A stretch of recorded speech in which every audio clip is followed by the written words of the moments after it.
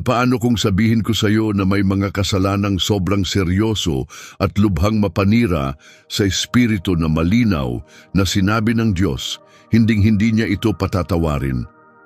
Maaaring iniisip mo, hindi ba't ang Diyos ay puno ng pag-ibig at awa?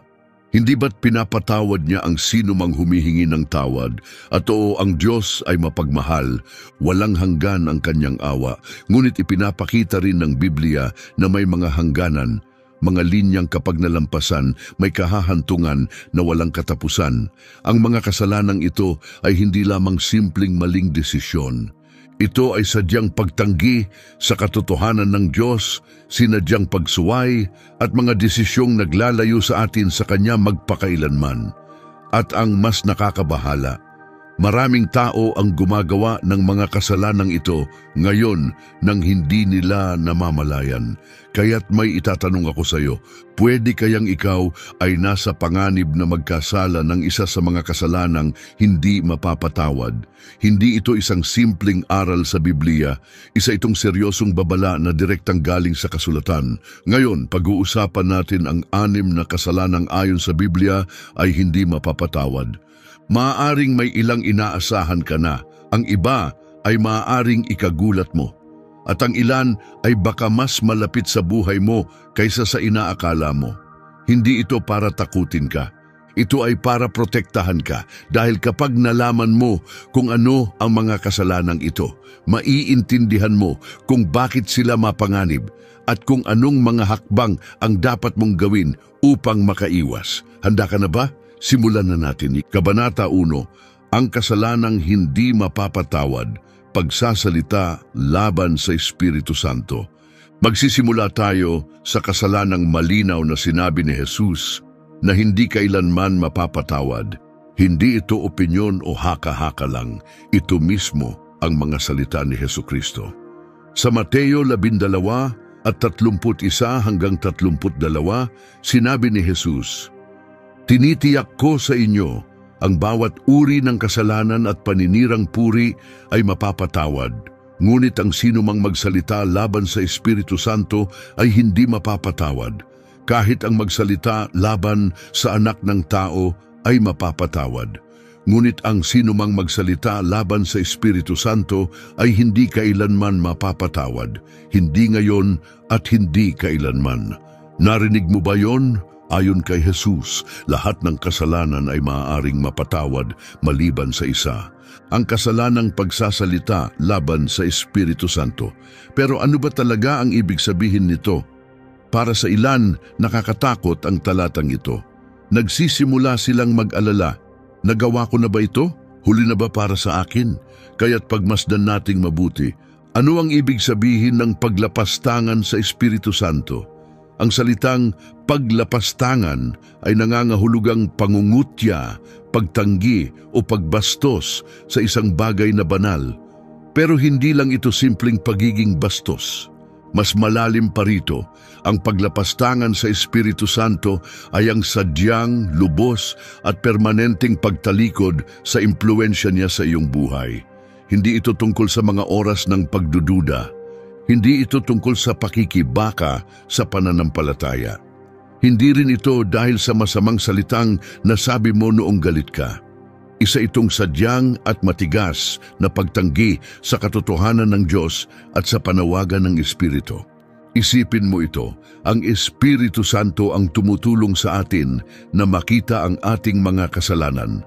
Siya ang gumagabay sa atin upang humingi ng tawad at tanggapin ang kaligtasan. Kapag tumalikod ka sa Kanya, tinatalikuran mo rin ang tanging daan patungo sa kapatawaran. Iyan ang dahilan kung bakit hindi mapapatawad ang kasalanang ito, dahil tinatanggihan mo mismo ang nagbibigay ng kapatawaran. Ang mga Pariseo, isang malinaw na halimbawa ng kasalanang ito. Unang binanggit ni Jesus ang kasalanang hindi mapapatawad nang harapin niya ang mga Pariseo. Ganito ang nangyari. Si Jesus ay gumagawa ng mga himala, nagpapalayas ng mga demonyo, nagpapagaling ng mga may sakit at nagpapalaya ng mga tao mula sa pagkaalipin sa Espiritu. Malinaw na kumikilos ang kapangyarihan ng Espiritu Santo. Ngunit ang tugon ng mga Pariseo ay nakakagulat. Sa halip na kilalanin ang banal na kapangyarihang nasa likod ng mga himalang ito, inakusahan nila si Jesus na nakikipag-alyansa sa kasamaan. Sinabi nila, ang taong ito ay nagpapalayas ng mga demonyo sa pamamagitan ni Beelzebul, ang pinuno ng mga demonyo. Mateo 12:24. Nakita mo ba ang ginawa nila? Nasaksihan nila mismo ang gawain ng Espiritu Santo. Nakita nila ang malinaw na ebidensya ng kapangyarihan ng Diyos. At sa halip na maniwala, tinawag nila itong masama. Hindi ito simpleng hindi pagkakaunawaan, hindi ito dahil sa pagdududa o kakulangan sa kaalaman. Isa itong sadyang at mapanirang pagtanggi sa kapangyarihan ng Diyos. Doon ibinigay ni Jesus ang mabigat na babala. Ang paglapastangan sa Espiritu Santo ay hindi kailanman mapapatawad. Pero bakit nga ba napakadelikado ng kasalanang ito? May ilang nagtatanong, pwede ba itong magawa ng isang Kristiyano? Heto ang totoo. Kung ikaw ay nag-aalala na baka nagawa mo na ito, malamang na hindi mo pa ito nagagawa. Bakit? Dahil ang mga taong tunay na nagkasala ng ganito ay wala nang pakialam. Tumigas na ang kanilang puso kaya wala na silang nararamdaman. Malinaw nilang nakikita ang katotohanan ng Diyos, pero pinipili nilang tanggihan ito. Kinukutya nila ang kanyang espiritu, tinatapos nila ang bawat pagkakataon para magbago. At kapag ang pintuan ng pagsisisi ay tuluyang nagsara, hindi na ito muling nabubuksan. Iyan ang dahilan kung bakit nakakatakot ang kasalanang ito. Hindi ito tungkol sa isang pagkakamali. Isa itong patuloy na kondisyon ng puso. Isipin mo ito bilang halimbawa para kang nalulunod sa gitna ng dagat.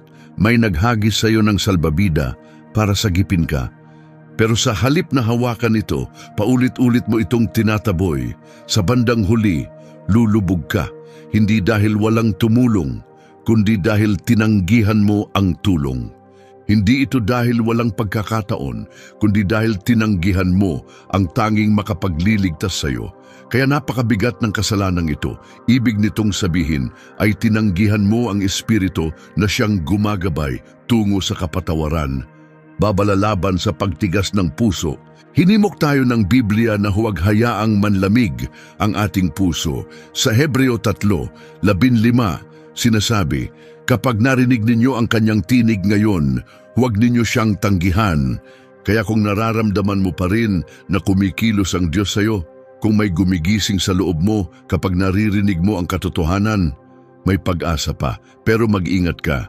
Tuwing itinataboy mo ang damdaming iyon, mas nagiging madali itong balewalain. Sa bawat pagtanggi, tumitigas ng tumitigas ang puso hanggang sa dumating ang puntong wala ka nang nararamdaman. At kapag tuluyang naputol ang koneksyong iyon, wala nang balikan. Kung iniisip mo ngayon, gusto kong sundin ang Diyos, ayokong isara ang puso ko sa Kanya, mabuting balita yan. Dahil ang isang taong nagkasala ng hindi mapapatawad ay wala nang pakialam. Ang katotohanang nag-aalala ka pa ay patunay na ang Espiritu Santo ay kumikilos pa sa iyo. Pero huwag mong baliwalain ang tinig niya. Kapag tinatawag ka ng Diyos, tumugon ka. Kapag nararamdaman mong may ginagalaw siya sa puso mo, makinig ka. Dahil ang patuloy na pagtanggi sa Kanya ay hahantong sa puntong wala nang balikan. Hindi iyan ang nais ng Diyos para sa iyo. Gusto Kanyang iligtas, kaya siya ay kumikilos ngayon. Kaya ang tanong, bubuksan mo ba ang puso mo sa Kanya? Hahayaan mo ba ang Espiritu na gabayan ka, baguhin ka at bigyan ka ng bagong buhay? O patuloy mo ba siyang itataboy hanggang sa tuluyang mahuli ang lahat? Kung paano mo pangalagaan ang iyong katawan ay salamin ng iyong kaluluwa. Pag-isipan natin ang isa pang bagay. Naisip mo na ba na ang paraan ng pag-aalaga mo sa iyong katawan ay maaaring makaapekto sa iyong kaluluwa? Maaaring ang mga pinipili mong gawin ay naglalagay sa iyo sa espiritual na panganib. Malinaw ang sinasabi ng kasulatan, ang iyong katawan ay hindi basta laman lamang. Hindi ito simpleng pisikal na anyo. Isa itong banal na lugar, ang templo ng Diyos. Sa unang Korinto 3:16-17 may mabigat na paalala. Hindi ba ninyo alam na kayo ay templo ng Diyos at ang kanyang espiritu ay nananahan sa inyo? Ang sinumang sumira sa templong ito ay pupuksain ng Diyos. Ang templo ng Diyos ay banal at kayo ang templong iyon. Isang napakamakapangyarihang mensahe ito kung sinasadyang sirain ng isang tao ang banal na bagay na nilikha ng Diyos, matindi ang magiging kapalit. Hindi ito simpleng pagkakamali, ito ay kasalanang may malalim at pangmatagalang epekto. Sa ngayon, milyon-milyong tao ang nahuhulog sa kasalanang ito. Ang ilan ay sinasadya ito. Ang iba naman, hindi nila alam ang ginagawa nila. Ngunit kung hindi sila titigil, sinasabi ng Biblia na ang Diyos mismo ang maghahatid ng hatol sa kanila. Kaya ano nga ba talaga ang ibig sabihin ng pagsira sa templo ng Diyos? At paano ka makakasigurong hindi mo ito nagagawa? Ano ang ibig sabihin ng pagsira sa templo ng Diyos? Sa unang Korinto 6:19-20, pinaaalalahanan tayo, hindi ba ninyo alam na ang inyong katawan ay templo ng Espiritu Santo na nasa inyo at ibinigay sa inyo ng Diyos? Hindi na kayo sa inyong sarili, binili kayo sa isang halaga. Kaya't igalang ninyo ang Diyos sa pamamagitan ng inyong katawan.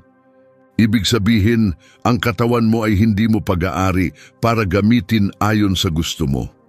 Pag-aari ito ng Diyos. Kaya't kapag sinasaktan o pinapabayaan mo ang sarili mong katawan, nagkakasala ka laban sa mismong may likha nito.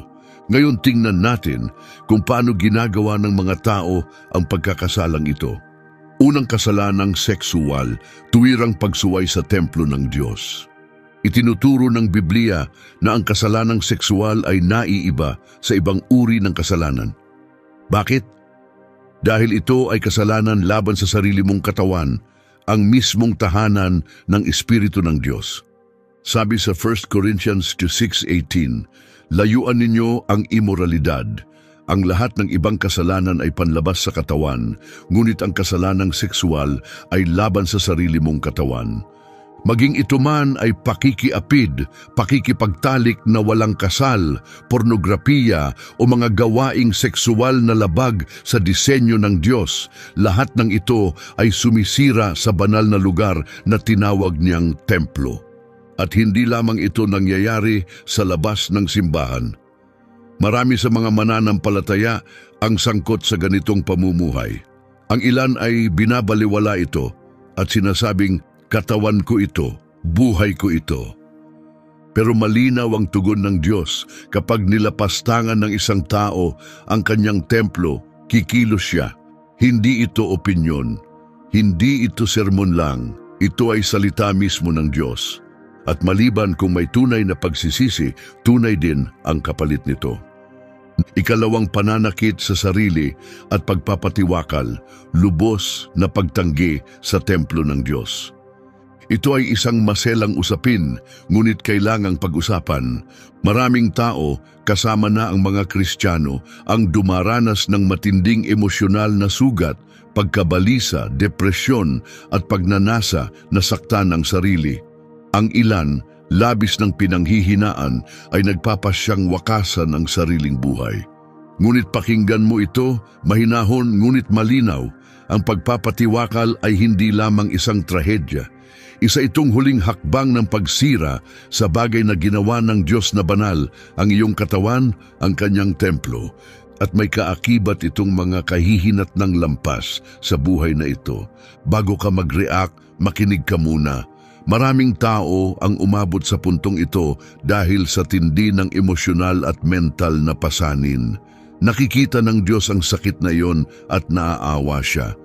Masakit sa puso niya ang nakikita niyang paghihirap. Ngunit ang katotohanan ay ito, ang pagkitil sa sariling buhay ay isang pagtanggi sa regalong ibinigay ng Diyos sa iyo. Para mo nang sinisira ang bagay na maingat niyang nilikha ikaw. Isa itong pagsasabing hindi mo na siya pinagkakatiwalaan sa buhay mo. At kapag natapos na ang buhay, wala nang pagkakataong bumalik o humingi ng tawad, kaya napakabigat ng desisyong ito. Kung ito ay bumabagabag sa isip mo, mangyaring magsalita ka. Lumapit ka sa isang taong pinagkakatiwalaan mo. Manalangin ka, hanapin mo ang Diyos. Huwag mong piliin ang daang hindi na mababalikan. Kahit sa pinakamadilim mong sandali, may layunin pa rin ang Diyos sa buhay mo. At kung hahayaan mo siya, tutulungan ka niyang maghilom. 3 pagkaadik, isang tahimik ngunit mabagsik na sumisira. Ang pagkaadik ay isa sa pinakamapaminsalang paraan kung paano sinisira ng mga tao ang kanilang katawan. Maaaring ito ay droga, alak, sigarilyo, pagkain o anumang bagay na kumokontrol sa iyong buhay. Dahan-dahan nitong pinipinsala ang katawan na nilikha ng Diyos. Sinasabi sa kasulatan, huwag kayong maglalasing dahil nauuwi ito sa kabuktutan. Sa halip, hayaan ninyong mapuspos kayo ng Espiritu ng Diyos. Efeso 5:18. At isa pa, hindi ako paalipin sa kahit anong bagay. 1 Corinto 6:2. Kapag may bagay na kumokontrol sa iyo, ibig sabihin ay hawak nito ang bahagi ng iyong pagkatao. At kung ito'y nakakasama sa iyong katawan, sinisira nito ang mismong templo ng Diyos. Nagbabala ang Diyos, kung ipagpapatuloy mo ito ng walang pagbabago, darating ang kanyang hatol. Ika-4 na aborsyon. Isang masakit ngunit mahalagang katotohanan. Ang aborsyon ay isa sa pinakamalalim na anyo ng paglapastangan sa nilikha ng Diyos. Mahirap itong pag-usapan, ngunit hindi dapat manahimik. Ang aborsyon ay nagwawakas ng buhay bago pa ito lumago ayon sa layunin ng Diyos. Bawat buhay sa sinapupunan ay pag-aari na niya. Ang bawat hindi pa isinisilang na sanggol ay nilikha ayon sa kanyang wangis. Sabi sa Biblia, ikaw ang lumikha ng aking buong pagkatao, hinubog mo ako sa sinapupunan ng aking ina. Pinupuri kita sapagkat kahanga-hanga ang pagkakalikha mo sa akin. Awit 139:13-14. Ang pagkitil ng buhay sa sinapupunan ay hindi lamang personal na desisyon. Ito ay pagsira sa isang nilikhang may pagmamahal ng Diyos. Isa itong pagwasak sa templong hindi pa man buo ay winasak na. Isa itong pagtalikod sa may likha ng buhay. At maliban kung may taus-pusong pagbabalik loob at paghiling ng kapatawaran sa Diyos, may kaakibat itong kaparusahan. Hindi sa atin ang ating katawan para sirain o abusuhin. Sa kabila ng sinasabi ng mundo, madalas nating marinig, katawan mo yan, gawin mo ang gusto mo. O kaya naman, buhay mo yan, ikaw ang masusunod. Ngunit iba ang sinasabi ng Diyos, ang katawan mo ay hindi sayo. Sa akin, yan.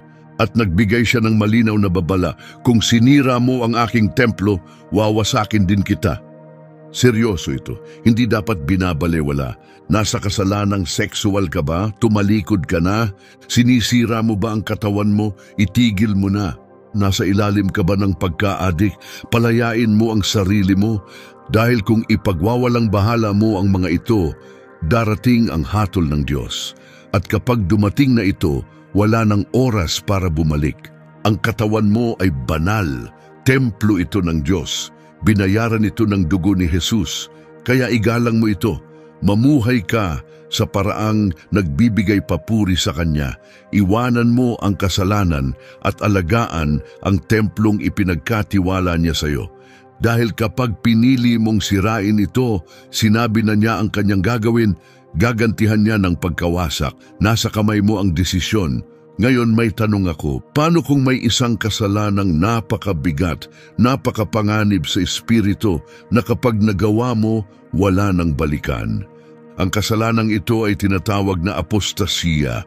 Nangyayari ito kapag ang isang tao ay lubos nang nakaunawa ng katotohanan tungkol kay Jesus, naranasan na ang kanyang kapangyarihan, at pagkatapos ay pinili pa ring tumalikod. Hindi ito tungkol sa mga pagdududa o pagdaan sa mabigat na yugto ng pananampalataya. Hindi ito tungkol sa pakiramdam na ikaw ay naligaw o nanghina ng panandalian. Ang apostasiya ay nangangahulugang sadyang at tuluyang pagtalikod kay Kristo matapos siyang makilala. Nagbabala ang Biblia na kapag ang isang tao ay tunay na nagkasala ng apostasiya, hindi na siya maibabalik pa. Isa itong nakakatakot na katotohanan. At maraming tao ang hindi namamalayan kung gaano na sila kalapit sa linyang iyon. Ano nga ba talaga ang apostasiya? Ang salitang ito ay nangangahulugang paglayo, pagtanggi o ganap na pagtalikod sa pananampalataya. Inilalarawan ito sa Biblia bilang isang sadyang desisyon na talikuran si Jesus, hindi ng isang taong hindi kailanman naniwala, kundi ng isang dating nanampalataya at pagkatapos ay tumalikod sa Kanya. Isa sa pinakamalakas na babala sa buong kasulatan ay nasa Hebreo 6, 4-6. Imposible para sa mga taong minsan nang naliwanagan, nakalasap ng kaloob mula sa langit, naging kabahagi ng Espiritu Santo, nakaranas ng kabutihan ng salita ng Diyos at ng kapangyarihan ng panahong darating, at pagkatapos ay tumalikod na sila'y maibalik pa sa pagsisisi. Napansin mo ba ang sinabi? Imposible. Hindi lang mahirap, hindi lang malabo. Imposible. Hindi lang maliit ang posibilidad, kundi tuluyang wala na. Bakit? Dahil kapag ang isang tao ay tunay na nakaunawa sa katotohanan ni Kristo, naranasan ang presensya ng Espiritu Santo, at pagkatapos ay sinadyang talikuran ito, hindi lang sila nagkamali. Tinanggihan nila ang lahat ng minsang tinanggap nila. Pinili nilang mamuhay sa hayagang pagsuway. Isinara ang pintuan ng kapatawaran at sa puntong iyon wala nang balikan. Ngayon, isang tanong na madalas pagtalunan, pwede bang mawala ang kaligtasan ng isang mananampalataya? Hati ang opinyon dito. May mga nagsasabi na kapag ligtas ka na, hindi mo na ito maaaring mawala. Mayroon namang naniniwala na pwedeng talikuran ng isang mananampalataya ang kanyang pananampalataya at mawala ang lahat. Pero isang bagay ang sigurado, paulit-ulit tayong pinaaalalahanan ng kasulatan na huwag tayong lumayo. Tinatawag tayo nito na manatiling matatag hanggang wakas. Malinaw ang mensahe, ang mga tatalikod kay Kristo ay haharap sa walang hanggang kaparusahan. Kaya marahil ang mas tamang tanong ay, talaga bang lumalakad ako kasama si Jesus o unti-unti na ba akong lumalayo sa Kanya? Dahil ang pagtalikod sa pananampalataya ay bihirang mangyari bigla. Madalas, tahimik at dahan-dahan itong nagsisimula. Nagsisimula ito sa maliliit na bagay, kaunting kompromiso sa tama at mali. Mas lumalalim ang interes sa makamundong bagay, mas kaunting oras sa panalangin at pagninilay, at sa paglipas ng panahon, unti-unting nawawala ang koneksyon mo sa Diyos. Hanggang sa lumamig ang puso mo, manghina ang pananampalataya mo, at tuluyan ka ng mawalan ng malasakit. Hindi lang teorya ang sinasabi ng Biblia, ipinapakita nito kung paano ito nangyayari. Halimbawa si Judas Iscariote. Ilang taon siyang nasa tabi ni Jesus, nasaksihan niya mismo ang mga himala. Narinig niya ang katotohanan mula sa mismong pinagmulan nito. Pero sa huli, ipinagpalit niya si Jesus kapalit ng ilang pilak. Nang maramdaman niya ang bigat ng kanyang ginawa, nilamon siya ng pagsisisi, pero hindi siya bumalik sa Diyos. Hindi siya humingi ng awa. Sa halip, nagpadala siya sa kawalan ng pag-asa at winakasan ng kanyang buhay. Isa pa si Demas, dating katuwang ni Pablo sa pangangaral ng Ebanghelyo. Binanggit pa siya ni Pablo sa Kolosas 4:14 bilang isa sa mga kasamahan niya. Ngunit sa huli, sa 2 Timoteo 4:10, malungkot na isinulat ni Pablo na iniwan siya ni Demas dahil mas pinili nito ang kasiyahan ng mundo at tuluyang lumayo. Alam niya ang katotohanan at pinakawalan ito, hindi dahil sa isang matinding pangyayari, kundi dahil unti-unting napalitan ng pag-ibig sa mundo ang pag-ibig niya kay Kristo. Ganito rin madalas mangyari sa panahon ngayon, hindi sa pamamagitan ng galit o tahasang pagsuway, kundi sa tahimik at hindi napapansing mga kompromiso. Pag-usapan natin ang isang bagay na nangyayari ngayon, ang makabagong apostasya. Bakit kaya napakaraming tao ngayon ang tumatalikod sa pananampalataya? Isipin mo, ilang tao ang kilala mong dating sumusunod kay Jesus, pero ngayon ay wala nang kaugnayan sa Kanya. May 3 na lumaki sa simbahan. May mga dating nangangaral o namumuno sa pagsamba. May mga naging pastor pa nga, pero ngayon, sinasabi nilang hindi na sila naniniwala. Wala na raw silang kailangan kay Jesus. Kinu-question na nila ang katotohanan ng Biblia. Alam ng mga taong ito ang mensahe ng kaligtasan, ngunit pinili nilang talikuran ito. At maliban na lang kung babalik sila bago tuluyang magsara ang kanilang puso sa Diyos, hindi na sila makakabalik pa.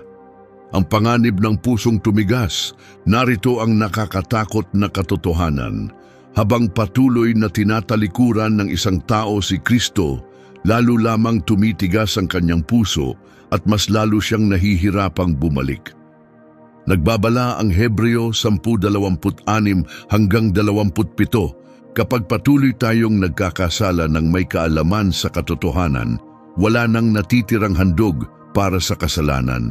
Ang natitira na lamang ay ang nakakatakot na paghihintay sa hatol at naglalagablab na apoy na tutupok sa mga kaaway ng Diyos.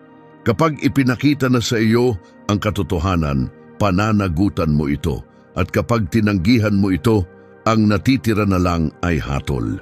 Ang babalang ito ay hindi lang para sa iba, ito ay para sa iyo. Walang sino man ang bigla na lang magpapasyang talikuran si Jesus. Dahan-dahan itong nangyayari. Una, titigil ka sa pananalangin. Pagkatapos iiwas ka sa simbahan. Maibabaling ang atensyon mo sa mga bagay ng mundo. Hihinto ka sa pakikinig sa tinig ng Diyos. At sa paglipas ng panahon, manlalamig ang puso mo. Sa huli, tuluyan mong itatakwil si Jesus. At madalas, sa oras na mapagtanto mong nangyari ito, huli na ang lahat. Kaya paano ito maiiwasan? Manatiling malapit kay Jesus. Ingatan mo ang puso mo. Huwag mong hayaang hatakin ka ng mundo palayo sa iyong pananampalataya. Patuloy kang lumaban kahit mahirap. Dahil kung tatalikuran mo siya at hindi na babalik, wala nang ikalawang pagkakataon. Ang pagkalaglag sa apostasya ay hindi basta-basta lang nangyayari, isa itong sadyang desisyon, isang mulat na pagtanggi kay Kristo. At kapag tuluyan ng tumigas ang puso, kapag piniling talikuran si Jesus ng buo, wala nang daan pabalik. Kaya itanong mo ito sa iyong sarili, nang tapat, lumalapit ba ako kay Jesus? O unti-unti na ba akong lumalayo? Kung nararamdaman mong unti-unti kang lumalayo, ito na ang iyong babala. Tumalikod ka sa daang iyon. Bumalik ka kay Kristo bago pa mahuli ang lahat. Kabanata 4. Pagtanggap sa marka ng halimaw, ang desisyong hindi na maibabalik. Isipin mo ito, may isang desisyon, isa lang, na magtatakda ng iyong walang hanggang kapalaran. Isang kilo na magtatakda ng iyong hantungan magpakailanman. Isang pagpili na kapag ginawa, wala nang balikan, wala nang awa, wala nang kapatawaran, isang pasya na hahantong sa ganap at permanenteng pagkahiwalay sa Diyos.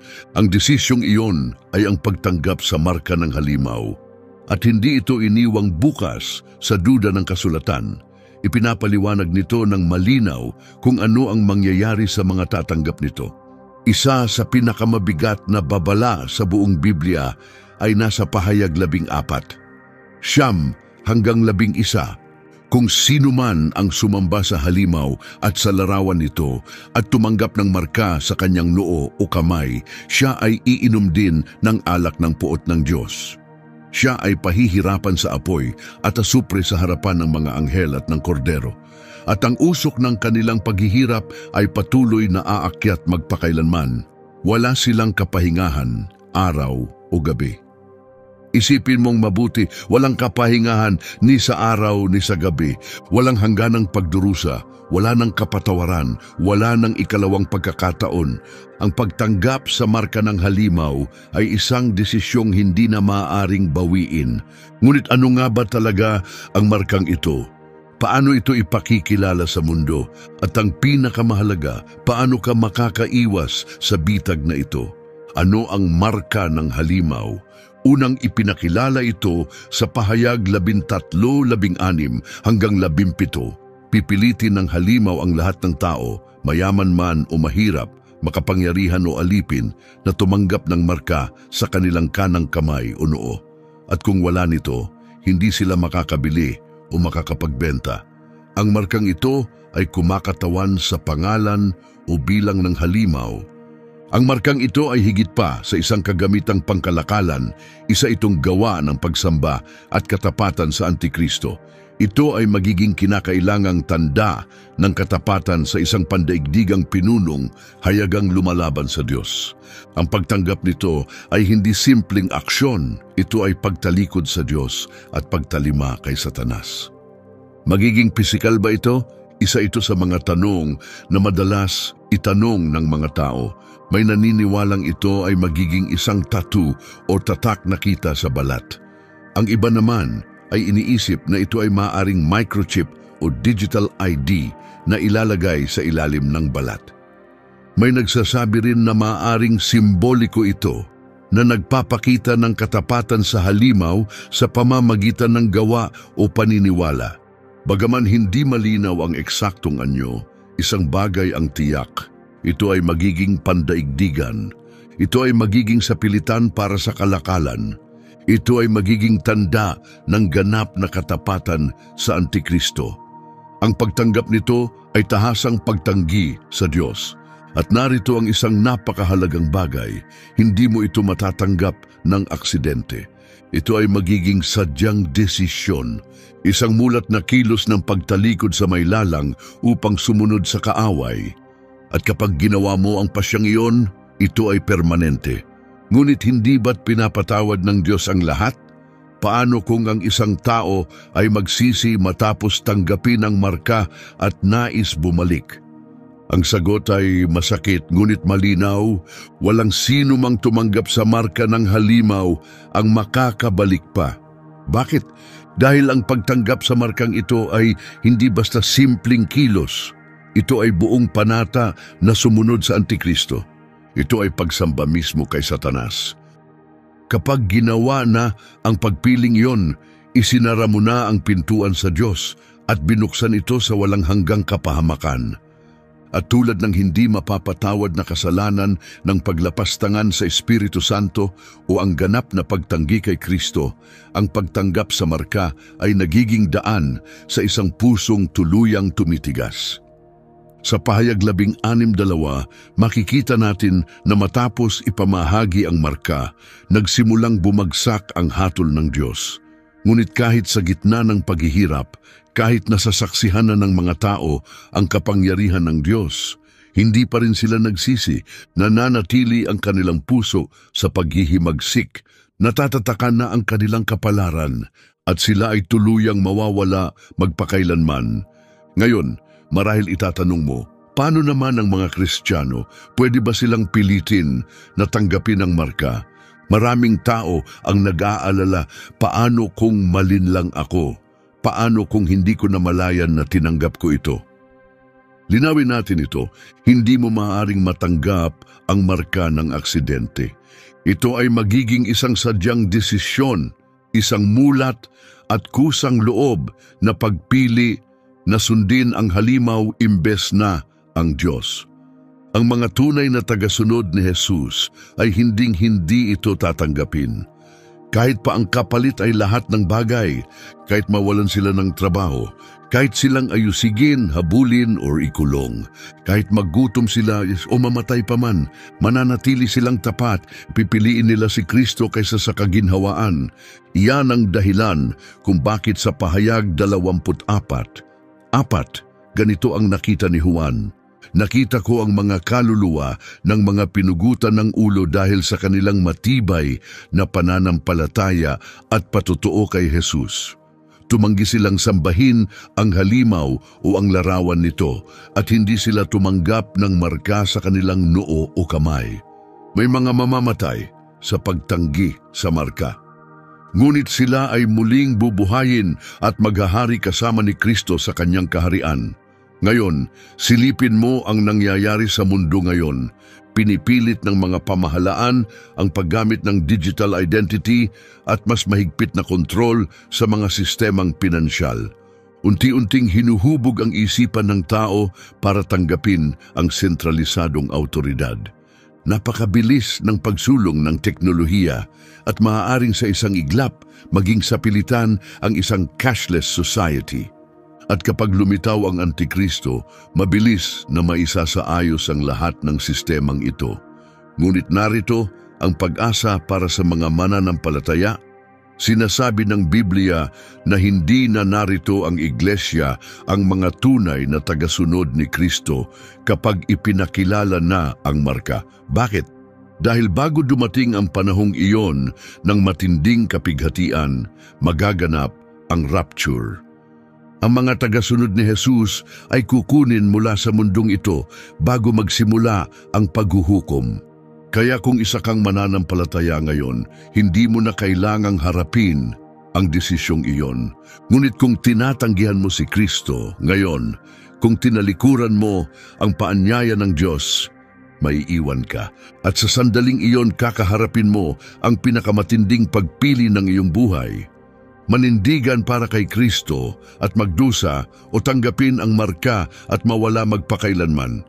Ito'y hindi lamang kwento o babala. Ito ay totoo at mas malapit na ito kaysa sa iyong inaakala. Ito ay hindi lamang basta isang hula tungkol sa hinaharap. Ito ay isang katotohanang mabilis nang dumarating. Kaya ang totoong tanong ay, nasaan ka ngayon? Talaga bang lumalakad ka kasama si Jesus? Handa ka na ba kung ngayong kanya tawagin pa uwi? O hanggang ngayon ay magaan mo pa rin tinitingnan ang iyong pananampalataya? Dahil kapag lumitaw na ang tanda ng halimaw, wala nang pagkakataon para mamili pa. Ang magiging desisyon mo ay panghabang buhay. Ang kapalaran mo ay tatatakan na. Wala nang balikan. Huwag kang maghintay hanggang huli na ang lahat. Pumili ka kay Jesus ngayon. Sundan mo siya ngayon. Ialay mo ang buhay mo sa Kanya ngayon. Dahil malapit na ang panahon na ang pagpili mo ay magkakaroon ng bigat na walang hanggan. At kapag dumating ang sandaling iyon, wala nang oras para magbago ng isip. Kabanata 5, Sinasadyang kasalanan ng walang pagsisisi. Ano ang mangyayari kapag malinaw ng naunawaan ng isang tao ang katotohanan ng Diyos, pero patuloy pa rin siyang gumagawa ng alam niyang mali? Paano kung nararamdaman na niya ang panawagan ng banal na espiritu na bumalik, pero pinipili pa rin niyang huwag makinig? Ano ang mangyayari kung ang puso ng isang tao ay naging sobrang tigas at lamig na wala na siyang pakialam sa pagsisisi? May malinaw at nakakatakot na sagot ang kasulatan. Sa Hebreo 10:26 hanggang 27, sinasabi na kung patuloy tayong namumuhay sa kasalanan, kahit alam na natin ang katotohanan, wala nang natitirang alay para sa ating mga kasalanan. Ang natitira na lamang ay isang nakakatakot na paghihintay sa paghuhukom, isang apoy na lalamon sa lahat ng kumakalaban sa Diyos. Nakita mo ba yon? Wala nang alay. Hatol na lang ang natitira. Hindi ito tungkol sa pagkakamaling agad mo ring pinagsisisihan. Hindi rin ito tungkol sa pakikipaglaban sa kasalanan, pero may hangaring magbago. Ito ay tungkol sa taong malinaw ang pagkaunawa sa tama, pero pinipiling huwag sundin. Kapag patuloy siyang lumalakad sa landas na iyon, hindi nakikinig sa Diyos, tinatanggihan ang kanyang biyaya. Darating ang panahon na wala ng kapatawarang maaaring ibigay sa kanya. Huminto ka muna sandali at pag-isipan mo ito ng mabuti. Ano ang ibig sabihin ng sinasadya ang kasalanan? Iba ang madapa sa kasalanan kaysa piliin itong maging estilo ng pamumuhay. Ang tunay na tagasunod ni Jesus ay nakikipaglaban sa kasalanan, nagsisisi at gustong magbago. Pero ang pusong matigas ay nagmamahal sa kasalanan, ayaw magbago at walang pakialam sa kapalit nito. Nagbabala ang Biblia na ang mga taong patuloy na namumuhay sa kasalanan ng walang pagsisisi ay nasa matinding panganib. Sila'y lumalakad patungo sa kapahamakan. Tinatanggihan nila ang kabutihan ng Diyos at inaaksaya ang kaloob na sana'y magliligtas sa kanila. Sa Hebreo 10:29, sinasabi gaano kalupit kaya ang parusang tatanggapin ng isang taong walang galang kay Jesus, binabaliwala ang kapangyarihan ng krus at nilalait ang banal na espiritu. Ang patuloy na kasalanan ng walang pagsisisi ay tila paghamak sa sakripisyo ni Jesus. Para mo nang sinasabi sa Diyos, wala akong pakialam sa ginawa mo para sa akin. Ang salitang, mas mahal ko ang kasalanan kaysa sa iyo ay isang mapanganib na pananaw.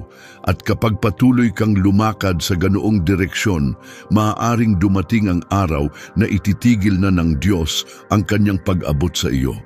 Darating ang panahon na ang puso ng isang tao ay magiging sarado na sa Diyos na ayaw na niyang bumalik.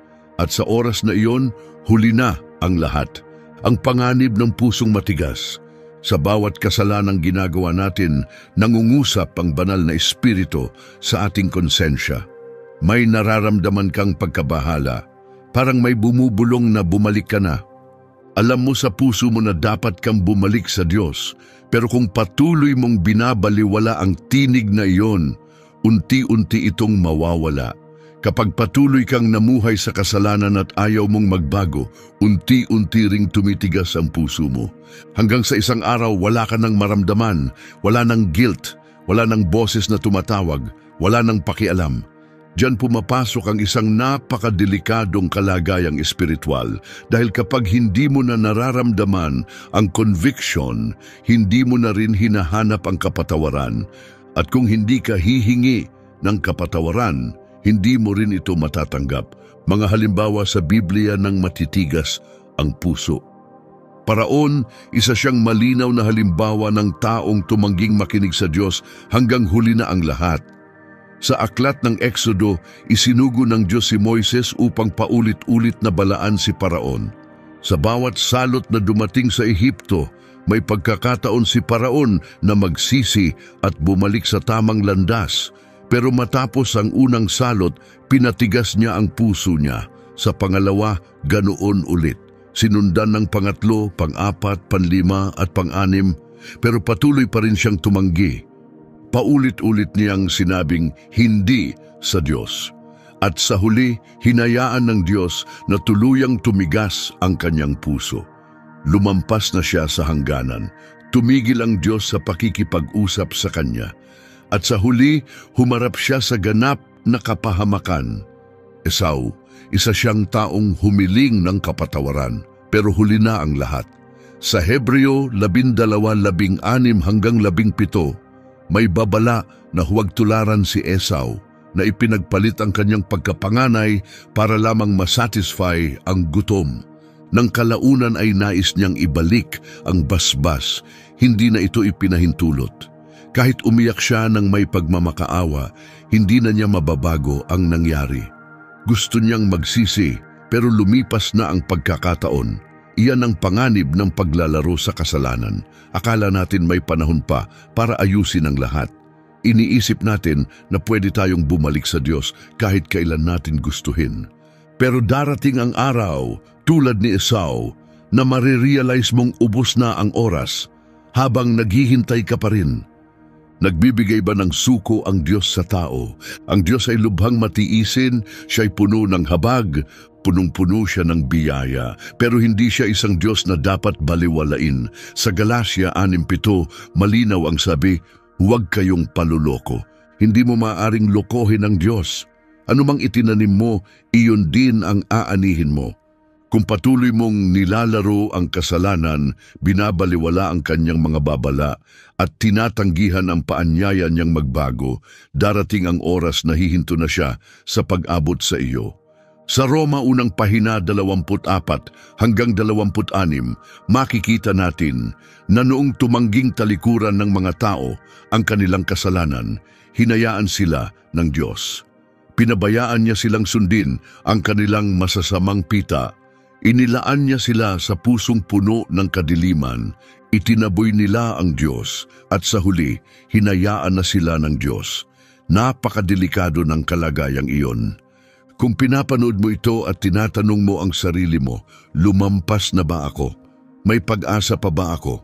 Ito ang mabuting balita. Kung nararamdaman mo pa rin ang banal na espiritu na kumikilos sa puso mo, may pag-asa pa. Kung may pagnanais ka pang bumalik sa Diyos, hindi pa huli ang lahat. Kung hinahanap mo pa rin ang Diyos, ibig sabihin, hindi ka pa niya tinalikuran. Pero pakiusap, seryosohin mo ito. Huwag mong ipagpaliban, dahil kung patuloy mong tinutulak palayo ang Diyos, darating ang araw na hindi mo na mararamdaman ang kanyang panawagan. Darating ang araw na manlalamig na ang puso mo. Darating ang araw na mananahimik na ang kanyang tinig. At kapag dumating ang araw na yon, wala nang susunod na pagkakataon.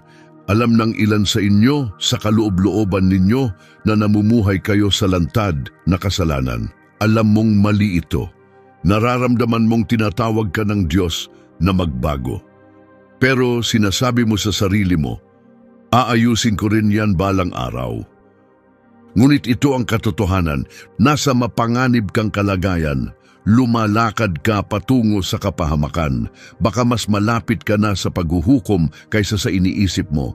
Kaya ang tanong ko, patuloy mo pa rin bang babaliwalain ang tinig ng Diyos? O babalik ka na habang may oras pa? Dahil kapag tumigil na ang Diyos sa pagtawag, mawawala na ang pagkakataong bumalik.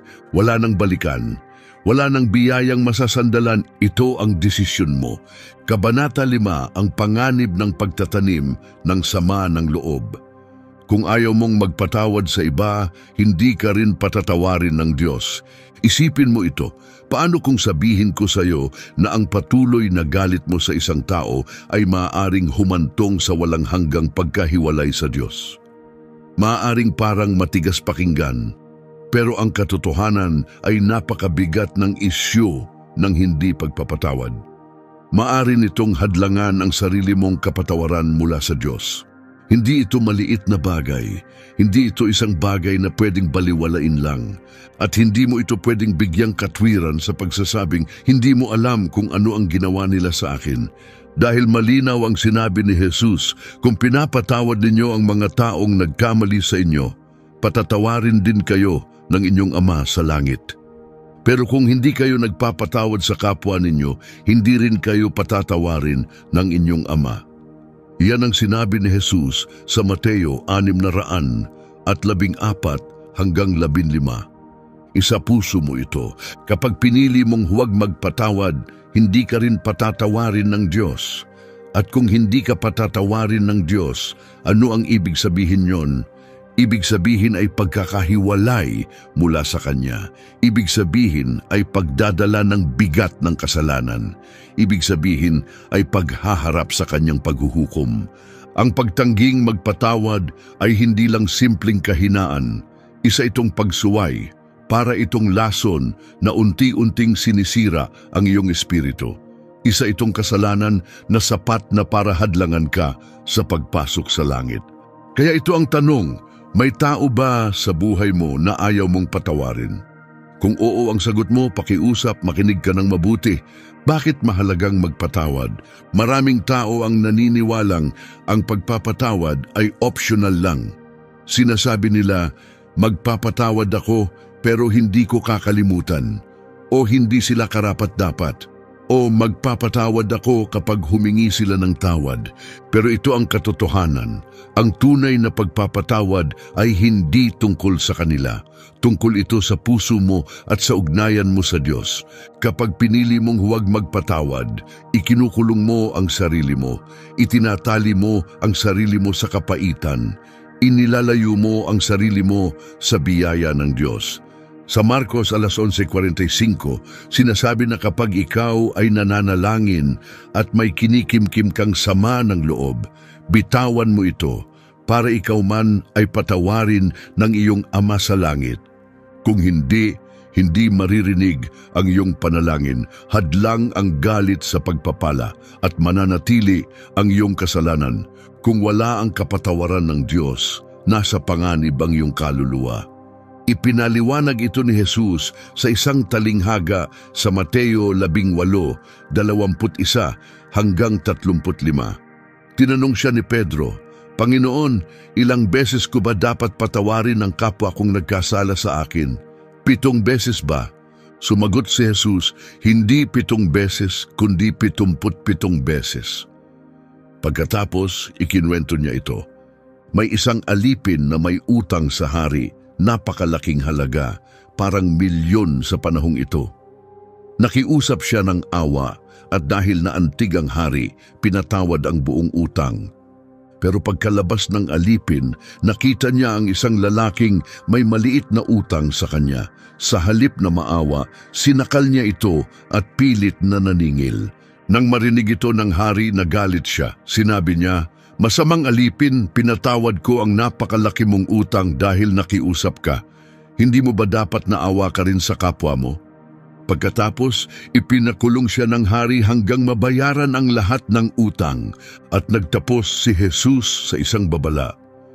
Ganyan din ang gagawin sa inyo ng aking Ama sa langit kung hindi ninyo taus-pusong patatawarin ng isa't isa. Narinig mo ba yon? Kung hindi mo kayang bitiwan ang galit, hindi rin bibitawan ng Diyos ang iyong kasalanan.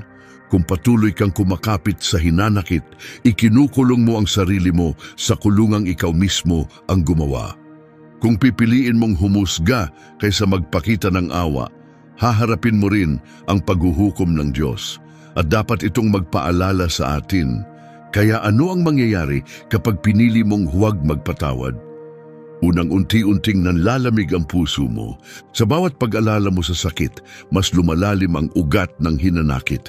At habang lalo kang tumitigas sa galit, lalo kang lumalayo sa Diyos. Dalawang nawawalan ng bisa ang iyong mga panalangin. Malinaw ang sinabi ni Jesus, kapag ayaw mong magpatawad, hindi umaabot sa Diyos ang iyong panalangin. Hinaharangan ng kapaitan ang koneksyon mo sa Kanya. Ikatatlong, binibigyan mo ng puwang ang kaaway. Namamayani ang dyablo sa pusong puno ng galit at hinanakit. Ang hindi pagpapatawad ay parang imbitasyon para siya'y kumilos. At habang hawak ka niya, hindi ka lalago sa espiritual. Mananatili kang nakakulong at mawawalan ka ng biyaya. Ika-4, isinasara mo ang pinto ng kabutihang galing sa Diyos. Kapag binitawan mo ang kapaitan, binubuksan mo ang puso mo sa mga pagpapala. Pero kapag kinapitan mo ang galit, tinatalikuran mo ang kabutihang nais ibigay ng Diyos. 5, nasa panganib ang iyong kaluluwa. Ito ang pinakamatindi. Kapag namatay ka na may hindi pagpapatawad sa puso mo, ibig sabihin ay namatay kang may dalang kasalanan. Malinaw ang sinabi ni Jesus, kung hindi ka magpapatawad sa iba, hindi ka rin patatawarin ng Ama mo. Kaya kung patuloy mong tinatanggihan ang pagpapatawad, inilalagay mo sa panganib ang iyong walang hanggang kinabukasan. Paano mo mapapatawad ang isang taong labis kang nasaktan? Nauunawaan ko, hindi ito madali. Marami sa inyo ang dumaan sa matinding sakit. May mga nakaranas ng pagtataksil, pang-aabuso at pag-abandona. May mga sugat na sobrang lalim na parang imposibleng mapatawad. Pero pakinggan mo ito, ang pagpapatawad ay hindi damdamin. Isa itong desisyon. Ang pagpapatawad ay hindi nangangahulugang okay lang ang ginawa nila. Ibig sabihin, pinili mong hindi nadalhin ang bigat ng sakit. Hindi ito tungkol sa kanila, tungkol ito sa iyo at sa relasyon mo sa Diyos. Sa Efeso 4:31 hanggang 32, binigyan tayo ng gabay kung paano magsimula. Unang alalahanin ang ginawa ng Diyos para sa iyo. Hindi mo pinaghirapan ang kanyang pag-ibig, hindi mo karapat-dapat ang kanyang awa, pero pinatawad kanya ng buo at walang kapalit. 2, ipanalangin mo ang taong nakasakit sa iyo. Hilingin mo sa Diyos na pagpalain sila. Hilingin mong pagalingin niya ang wasak mong puso. Hilingin mong alisin niya ang kapaitang bumibitag sa iyo. 3, sabihin mo ang mga salitang, "Pinatatawad kita." Kahit hindi mo pa ito nararamdaman, kahit masakit pa rin, sabihin mo ito sa pananampalataya at hayaang sumunod ang puso mo. Ipagkatiwala mo sa Diyos ang hustisya. Itigil mo na ang paulit-ulit na pagbalik sa nakaraan. Ibigay mo ito sa Diyos. Magtiwala kang Siya ang makatarungang hukom at Siya ang bahala sa lahat. Huwag mong hayaang lamunin ka ng hindi pagpapatawad mula sa loob. Hindi ko alam kung sino ang nanakit sa iyo o ano ang ginawa nila. Pero ito ang masasabi ko. Hindi sulit ipagpalit ang kaluluwa mo. Ang pagtataksil na yon, hindi karapat-dapat na ilayo ka sa Diyos magpakailanman. Ang sakit, hindi sapat na dahilan para mawala sa iyo ang kanyang biyaya. Ang galit, hindi dapat maging dahilan upang mawala ang kapatawaran mo. Isipin mo ito, pinatawad ni Jesus ang mga taong mismong nagpako sa kanya sa krus. Kaya mo bang hanapin sa puso mo ang lakas na patawarin ang taong sumugat sa iyo? Dahil kung tatanggihan mo, ipagkakait ng Diyos ang kanyang kapatawaran sa iyo. At kung wala ang kanyang biyaya, wala kang pag-asa. Kaya tanungin mo ang sarili mo, sino ang kailangan mong patawarin ngayon? Sino ang kinikimkim mo sa puso mo? Sino ang kailangang palayain upang ikaw ay tunay na maging malaya? Huwag kang maghintay, huwag mong hayaang kainin ng kapaitan ang iyong kaluluwa. Magpatawad bago tuluyang mawala ang pagkakataon. Huling paalala, ang pag-asa ng pagtubos. May daan pa ba pabalik matapos magawa ang mga mabibigat na kasalanan? Pagkatapos ng lahat ng ating natalakay, ang 6 na kasalanang naglalagay sa panganib ng iyong kaluluwa. Maaaring isa sa 2 bagay ang nararamdaman mo ngayon. Takot. Baka tinatanong mo, lumampas na ba ako? May nagawa ba akong hindi na maibabalik? Huli na ba para sa akin? Pananawagan. Baka nararamdaman mong kinakausap ka ng Diyos, hinihikayat kang bumalik habang may oras pa. Makinig kang mabuti. Kung nararamdaman mo pa rin ang panawagan ng Diyos, may pag-asa pa. Dahil ang pinakadelikadong kalagayan ay hindi ang kasalanan mismo, kundi ang pusong wala ng pakialam. Kapag wala ka nang nararamdaman, kapag ayaw mo nang magbago, kapag manhid ka na sa katotohanan, iyan ang dapat mong ikatakot. Dahil baka sa oras na iyon, huli na nga ang lahat. Pero kung binabasa mo pa rin ito ngayon, ibig sabihin ay umaabot pa rin ang Diyos sa iyo. At ibig sabihin, hindi pa huli ang lahat. Bukas pa ang kanyang awa, ngunit para sa mga tatalikod sa kasalanan at lalapit sa kanya. Mabibigat ang mga babalang ito, pero ito ang pinakamahalaga. Hindi nais ng Diyos na mawala ka. Nais niya na mailigtas ka. Sa 2 Pedro 3:9, sinasabi na ang Panginoon ay hindi mabagal sa pagtupad ng kanyang pangako. Siya'y matiisin dahil ayaw niyang mapahamak ang sinuman. Nais niyang ang lahat ay lumapit sa kanya at maligtas, kasama ka roon. Sa mismong sandaling ito, binibigyan kanya ng pagkakataon. Isang pagkakataong iwanan ang kasalanan. Isang pagkakataong isuko ang lahat kay Jesus. Isang pagkakataong mapatawad bago maubos ang oras. Pero kailangan mong kumilos. Ngayon, huwag mong akalaing may susunod pang pagkakataon. Huwag mong abusuhin ang pagtitiis ng Diyos. Huwag mong patahimikin ang tinig ng panawagan na nararamdaman mo ngayon. Dahil ito ang katotohanan, darating ang araw na matatapos ang pagtitiis ng Diyos. Hindi mananatiling bukas magpakailanman ang bintana ng biyaya. Mauuna man o mahuli, darating ang paghuhukom. Haharap ka sa iyong manlilikha at ang mga pinili mong gawin sa buhay kung paano ka tumugon sa Kanya ang magtatakda ng iyong walang hanggang kapalaran. Ito ba ay buhay na walang hanggan kasama ang Diyos o pagkahiwalay sa Kanya magpakailanman?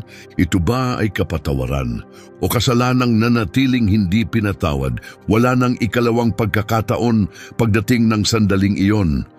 Kaya tanungin mo ang sarili mo, ano ang pipiliin mo?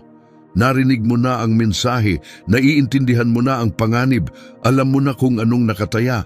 Nasa kamay mo na ngayon ang desisyon. Pipiliin mo bang talikuran ang kasalanan at ibigay ang buhay mo kay Kristo ngayon? Gagawa ka ba ng kapayapaan sa Diyos habang maaari pa? O itutulak mo pa rin siya palayo, patitigasin ang puso mo at isusugal ang lahat? Ang desisyong gagawin mo ngayon ay maaaring tumukoy sa iyong walang hanggan. Huwag ka nang maghintay pa. Huwag mong isiping may oras ka pa. Piliin mo si Jesus ngayon habang bukas pa ang pintuan. Kung handa na ang puso mo, maaari mong taimtim na ipanalangin ito. Diyos, alam kong marami akong pagkakamali. Sinunod ko ang sarili kong landas at gusto ko nang magbago. Patawarin mo po ako, Jesus. Naniniwala akong ibinigay mo ang iyong buhay para sa akin. Kaya ngayon, ibinibigay ko rin ang buhay ko sa iyo. Hinihiling kong gabayan mo ako at punuin ng iyong espiritu. Mula sa araw na ito, nais kong lumakad kasama ka, anuman ang kahulugan nito. Amen. Kung ang mga salitang ito ay nanggaling sa puso mo, narinig ka ng Diyos. Pero huwag lang basta bigkasin, isabuhay mo. Hayaang ang araw na ito ang maging simula ng isang bagong buhay, isang tunay na pagbabago. Dahil darating ang araw na haharap ka sa Diyos at magpapasalamat kang ginawa mo ang desisyong ito. Ang mundo ay puno ng tukso, napakaraming sagabal. Ang kadiliman ay tila lumalaganap ng mas mabilis. Pero ang pagbabalik ni Jesus ay papalapit na. Kaya manatili kang nakaugat sa katotohanan. Patuloy kang manalangin, lumapit ka sa Kanya anumang mangyari. Dahil kapag ang lahat ng bagay ay naglaho, isa lang ang mahalaga. Talaga bang isinuko mo ang buhay mo kay Jesus? Siguraduhin mong ang sagot mo ay oo. Manatiling matatag, manatiling tapat, maikli na ang panahon. Malapit nang bumalik si Jesus.